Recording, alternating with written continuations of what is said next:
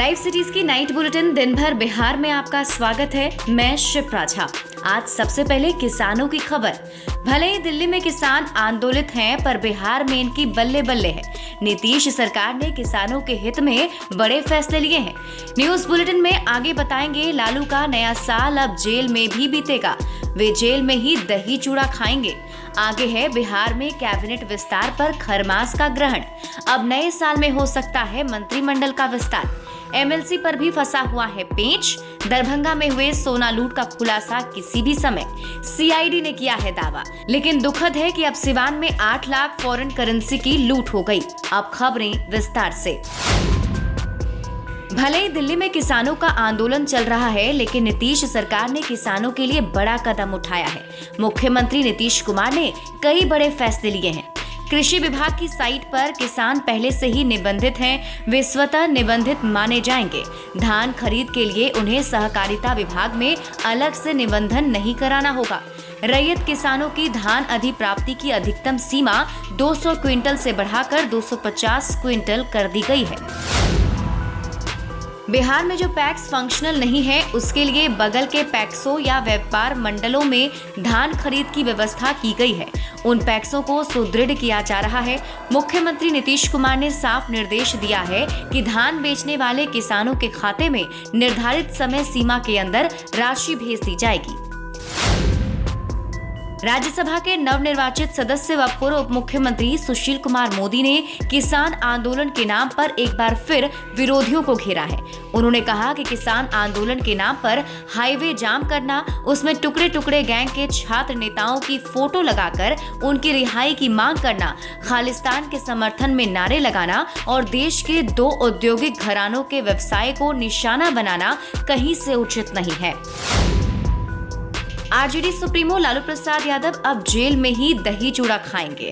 दरअसल चारा घोटाला के दुमका कोषागार से जुड़े मामले में शुक्रवार को झारखंड हाईकोर्ट में लालू की जमानत याचिका पर सुनवाई टल गई। इस बार कोर्ट ने अगली सुनवाई के लिए 6 सप्ताह के बाद डेट दी है। अगली सुनवाई मकर संक्रांति के बाद होगी। लालू का नया साल ही नहीं, दही चूड़ा का पर्व भी जेल के अंदर ही बीतेगा।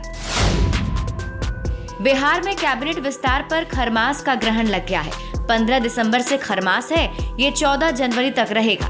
माना जा रहा है कि अब खरमास के बाद ही कैबिनेट का विस्तार हो सकता है। नए साल में इस पर फैसला हो सकता है।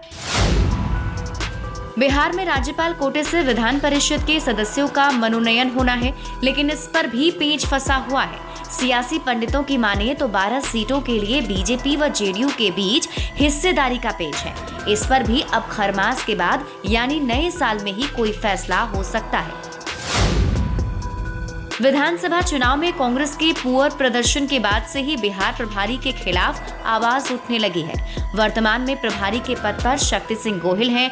अब कहा जा रहा है कि राष्ट्रीय प्रवक्ता रणदीप सिंह सुरजेवाला को प्रदेश प्रभारी की जिम्मेवारी मिल सकती है। वे पूर्व राष्ट्रीय अध्यक्ष राहुल गांधी के नजदीकी भी हैं। अंदर खाने में चल रही चर्चा के अनुसार नए साल में इस पर बड़ा फैसला लिया जा सकता है।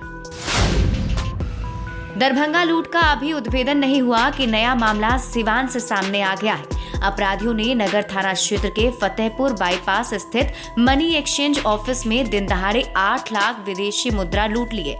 अपराधियों के हाथ 1.5 लाख कैश भी लगे हैं।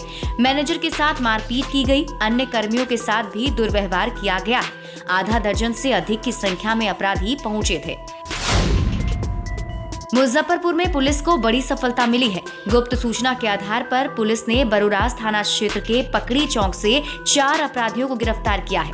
अपराधियों के पास से 2 देसी कट्टा, 4 कारतूस समेत 2 बाइक व 3 मोबाइल भी बरामद किए गए हैं। डीएसपी पश्चिमी सईद इमरान मसूद ने गिरफ्तारी की पुष्टि की है।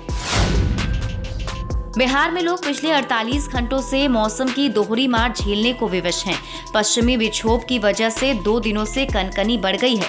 शाम ढलते ही शहर से लेकर गांव तक घना कोहरा छा जा रहा है। ट्रेनें लेट से चल रही हैं और फ्लाइट भी विलंब से आ रही है। मौसम विभाग के अनुसार अगले 72 घंटे तक इसी तरह का मौसम रहेगा। अभी के लिए बस इतना ही। ज्यादा अपडेट के लिए आप जुड़े रहिए लाइव सिटीज के साथ। और अभी तक अगर आपने हमारा यूट्यूब चैनल सब्सक्राइब नहीं किया है तो सब्सक्राइब कर लीजिए। ये वीडियो अगर आप फेसबुक पेज पर देख रहे हैं तो पेज को लाइक कीजिए। साथ ही साथ आप हमें ट्विटर पर फॉलो करना मत भूलिएगा।